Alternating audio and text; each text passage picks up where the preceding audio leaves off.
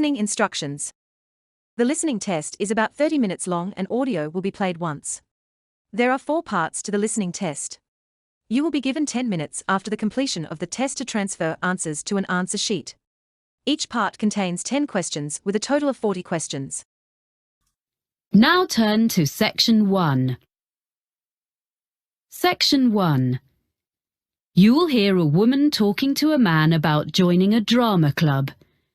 First, you have some time to look at questions 1 to 6.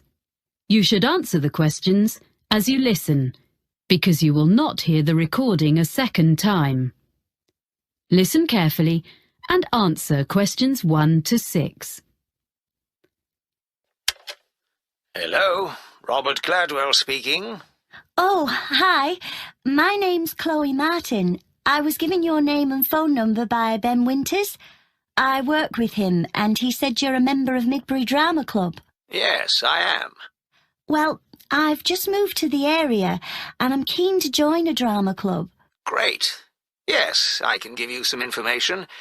We're one of the oldest drama clubs in the area, as the club started in 1957. We now have about 60 members.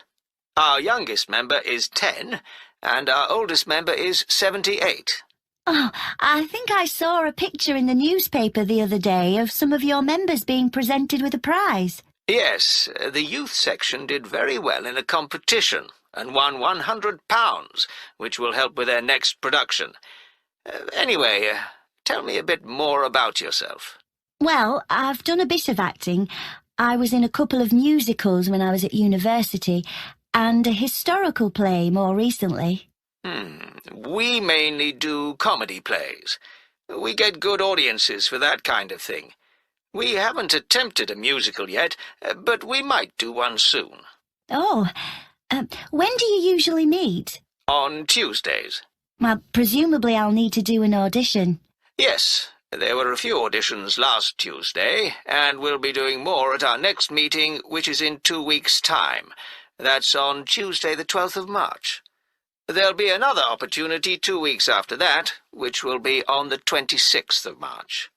Oh, well, I can come to your next meeting, and if I don't get an acting part in a play, I'd be happy to help with something else. I've designed publicity before. Great. We're very short of people who can do that, so that would be really good. There are a lot of people who like making scenery, so we get plenty of help with that, but we haven't got enough people to do the lights at the moment. So, if you think you can do that, or you have any friends who would like to, do bring them along. We can show you what to do if you haven't got any experience. I'll have to think about it. So, do you meet in the theatre? We do our performances in the Manor Theatre, but we only hire that for the nights of the actual performances. We meet to rehearse every Tuesday evening in the community hall. We rent a room there. Oh, I'm not sure where that is. I'll be coming by car because I don't live in the town centre. It's in Ashburton Road. As you're coming towards the centre, down Regent Street, you need to turn left at the crossroads. Oh, I know. There's a big car park down there, just before you get to a hotel. It's on the other side of the road from the sports centre. That's it. That's the closest place to leave your car, and you don't have to pay in the evening to park there. We meet at 7:30, and we usually finish by 9:30 or 10. OK.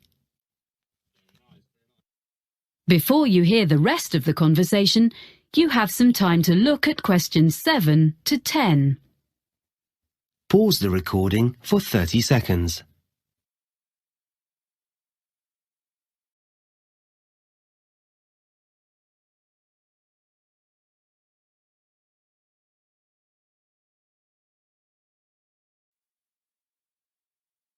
Now listen and answer questions 7 to 10. I haven't mentioned that we have to make a charge. Everyone pays a subscription of £180 to be a member for a year. You can pay for the whole year at once, or you can pay £15 every month. It works out the same.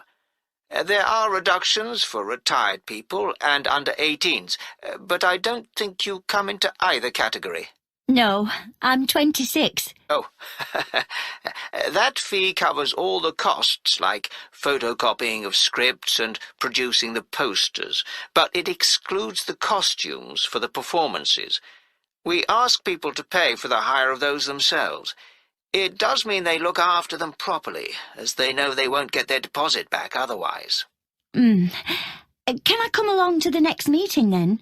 Of course. We'd love to see you. And if you want to know more about how we run the auditions or the next play we're doing, why don't you give our secretary a ring? She'll be really pleased to help you. Oh, what's her name? It's Sarah Sordicott. That's SAWDICOTT.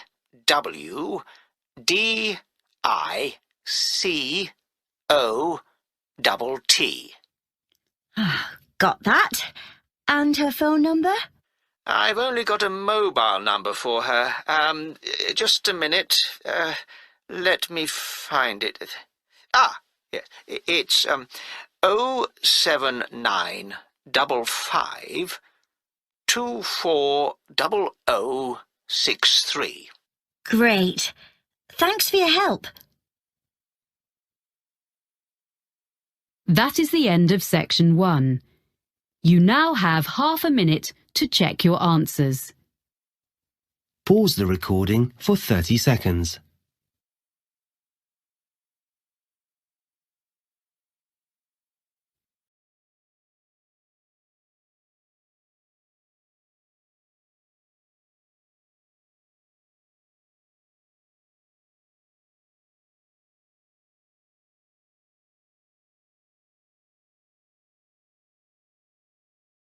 Now turn to section 2. Section 2. You will hear a radio program in which a presenter called Jasmine tells her colleague Fergus about a charity. First, you have some time to look at questions 11 to 15. Pause the recording for 30 seconds.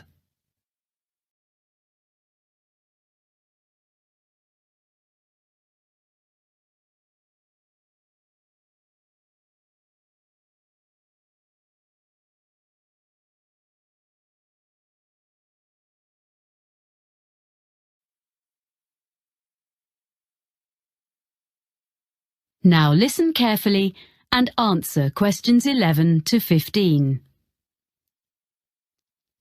And now here's Jasmine, who's come to tell us about this week's charity. Hi, Fergus. This week, I'm going to talk about forward thinking and their plans for the Colville Centre. So, in recent years, people have realised how useful the arts can be within healthcare. The idea behind forward thinking is to use the arts to promote well-being. The charity develops projects for people with special needs and health problems, and also delivers training to healthcare professionals in using the arts, as well as supplying them with information and advice. Forward thinking doesn't just run art and craft classes to distract people who are ill, or recovering from illness, but arranges longer-term projects and courses, as it's been shown that the arts can bring all sorts of positive changes in patients, including benefits such as shortening the length of stay in hospital and reducing the amounts of medicine they need. I see. Forward thinking has experience of working with a broad range of people, from young adults with learning difficulties to older people in homes or daycare centres and people with physical disabilities. The organisation's been around since 1986, and it gradually expanded during the 1990s. Then, in the new millennium, it was decided to find a memorable name. So it's been operating as Forward Thinking for several years, in fact since 2005. It's quite a locally based charity, mainly for people in the southern part of this region, which includes all rural and urban communities outside the city of Clifton, which has its own organisation. There are, of course, some similar charities in other parts of the country, in London and so on. And what's the present fundraising in aid of? Yeah, well, the charity needs funding in order to buy the Colville Centre. This is a former village school, which was built in 1868. It was modernised and refurbished by the present owners last year, so it's ideal for art classes and for small social events, performances, seminars and so on. Forward Thinking is fundraising to purchase the building so they can use it to continue running classes and so on for the general public, and eventually also for some of the people they help. Before you hear the rest of the talk, you have some time to look at questions 16 to 20. Pause the recording for 30 seconds.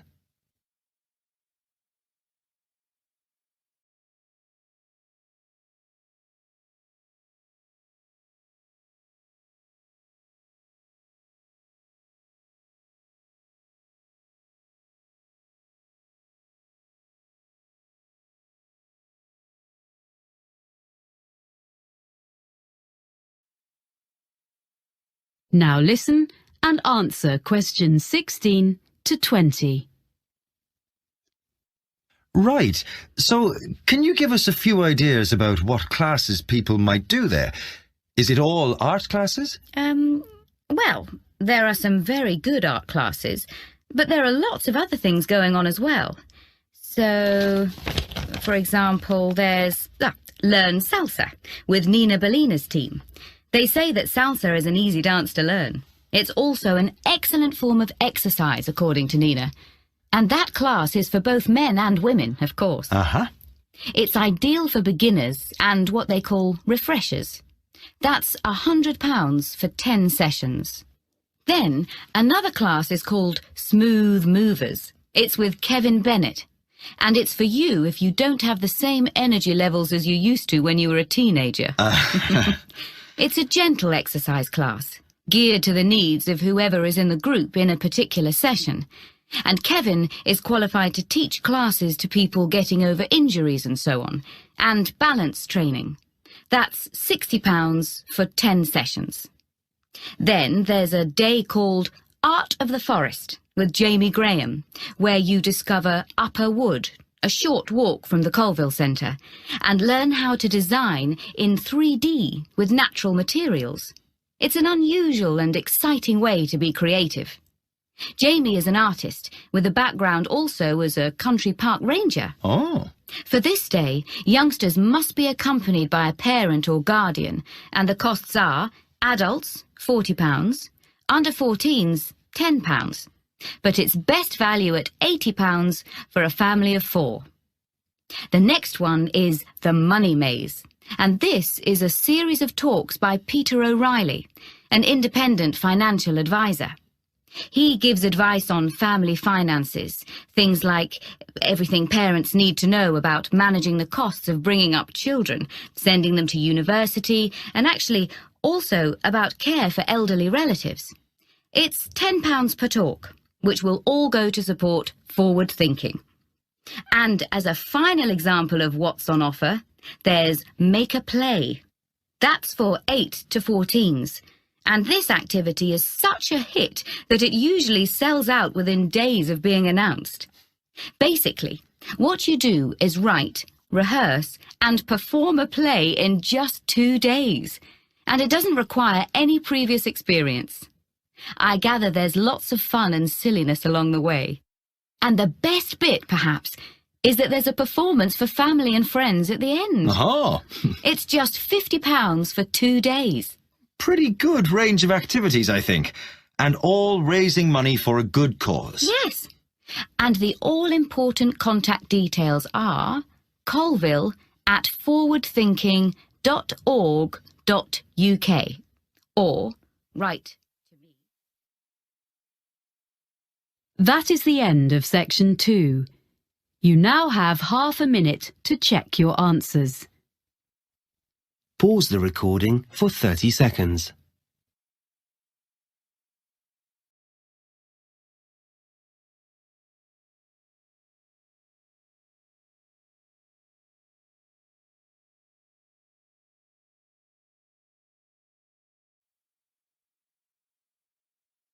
Now turn to section 3. Section 3. You will hear two students talking to their tutor about a geography trip. First, you have some time to look at questions 21 to 26. Pause the recording for 30 seconds.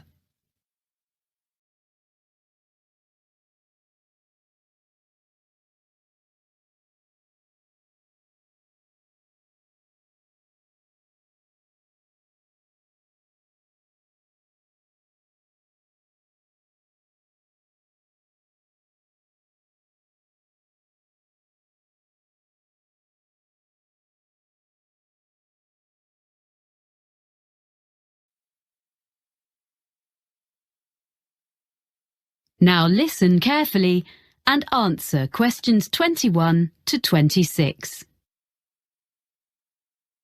Now, Stefan and Lauren, you worked together on the assignment for your urban geography course, didn't you? Mm-hmm. I know you made a plan of what you were going to do before you went on the field trip. Did you stick to it? More or less. Okay, so where did you start? Well, first of all, we selected one area of the city to work in. We decided on the centre. Mm-hmm. And we looked in detail at how it has been developed by doing a survey. Yeah, we did that by walking round and dividing the area into different categories, such as residential, commercial and industrial, so we could record land use. We're going to find some maps from 50 years ago and from 100 years ago so we can look at what has changed. Good. So that gives you a foundation. Then what did you do? I was interested in looking at how polluted the city was. I thought that was too general a topic and would be difficult to check. But Stefan persuaded me, and actually it was quite interesting because before we started, we assumed that a lot of the pollution problems would be caused by industry. In fact, most of the industrial development has been on the outskirts. Oh. And most pollution is caused by the traffic which passes through the city centre every day. Right. There are 5 major road junctions around the edge of the city, so we set up equipment to check the air quality on each of those 3 times on one day. In the morning and evening, which is when most journeys are made in and out of the city, and at 2:30 in the afternoon. On the same day, we went to the 2 busiest junctions in the morning and evening to calculate the traffic flow into the city. Right. We'll be able to produce some graphs from the figures we collected. Yeah. Presumably you then looked at where all these cars ended up. I thought we should look at why people were coming into the city, whether it was for employment or education or leisure activities. But Stefan thought that would be too difficult. Because most people were in cars, it would be hard to ask them. Yeah. So we decided to spend an afternoon examining the parking facilities available instead. We established the capacity of each car park, and we spent an afternoon counting cars in and out, so we have an idea of how long people spend in the city centre. So, do you have evidence that most journeys are made by car within the city centre? We checked local government statistics to see if that was true, but they were inconclusive. Everything is quite close together in the city centre, and there are wide pavements, so you would expect people to walk from one place to another. So we chose a number of locations and we noted how many pedestrians passed a particular spot. How did you choose where to do that? Oh, we stood at 2 places in the business district. One in the shopping area, and the other was in an area where there are more tourists. Right. I thought it was really important to talk to people, so we carried out a survey on how people usually travelled into the city. We asked them about their usual means of transport. We found out that it varied according to why people were travelling.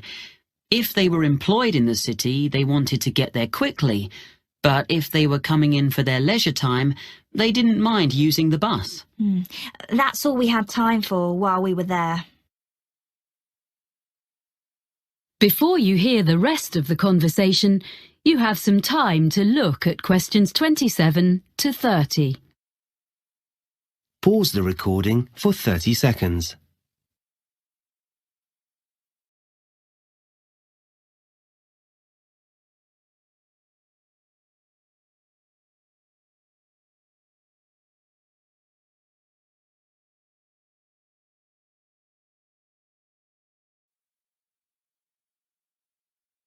Now listen and answer questions 27 to 30.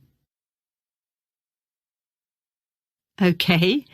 So, shall we talk about what you're going to do next and how you're going to divide the tasks up? How are you going to present the data you've got? Well, some of the information can be presented as graphs or maps. I'm quite good at the software. You'd better do that then, Lauren. I'll help you check all the statistics before you start. OK. It's good to present as much as you can visually. Is there anything else you can use as visuals? We've got a lot of photographs which we can go through. We both took them, so some will be duplicated. It's going to take ages to go through them all. Maybe one of us should just choose some. Well, it's better if you collaborate. That way you'll end up with the best of what you've got. That's fine. We'll do that. And when the graphs and maps are done, you'll need to write a report, an analysis of the data. Will you do that together? I think that should be my responsibility if we're going to share the work out evenly. I can use some of Lauren's notes as well as my own. OK. And finally, you'll be presenting your project to the rest of the group in a couple of weeks' time. We thought it'd be better for Stefan to do that, as he's got more experience at that kind of thing. I would prefer to have input from both of you, as I have to do an assessment. We'll take turns then. We'll divide it into sections and talk about a few things each. Good. You'll find it easier, Lauren, than doing a presentation on your own. Well, if you need to ask me any more questions while you're working on this, email me. I look forward to seeing what you produce. Thanks. That is the end of section 3. You now have half a minute to check your answers. Pause the recording for 30 seconds.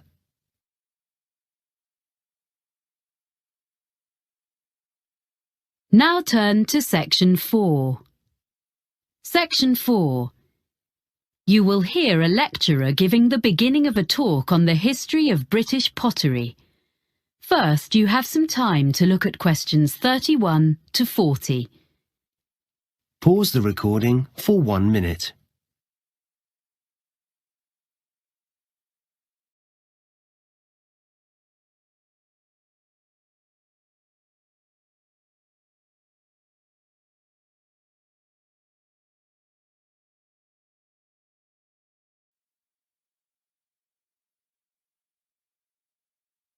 Now listen carefully and answer questions 31 to 40.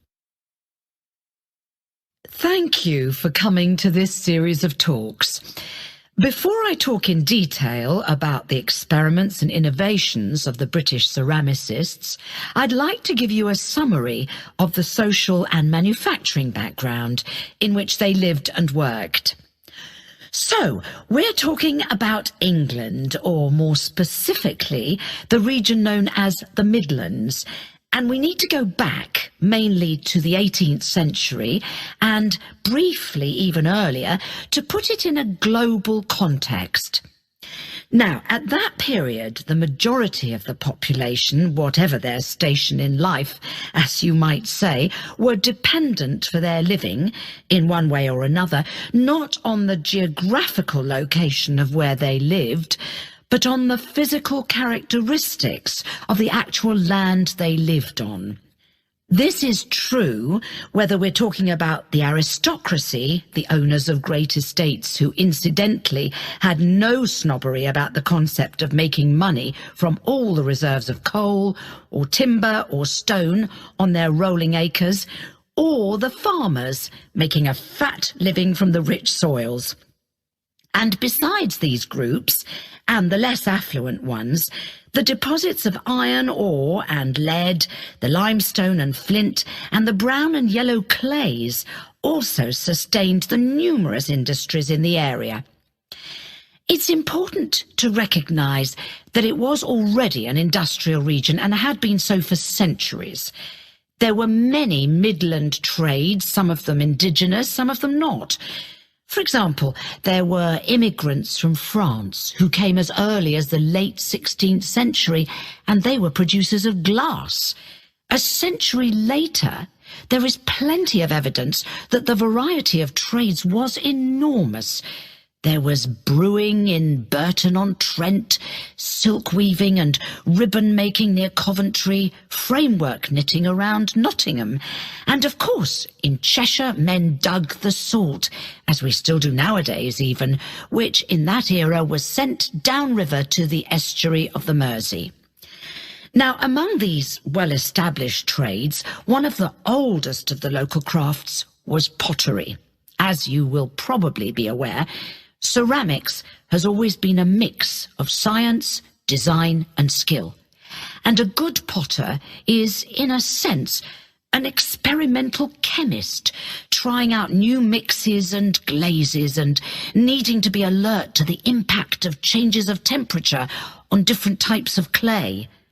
For 200 years, up to the time we are concerned with, potters had been making butter pots and pitchers and patterned plates, using the clay which was plentiful in the area where they lived, in a handful of North Staffordshire villages dotted along the low hills.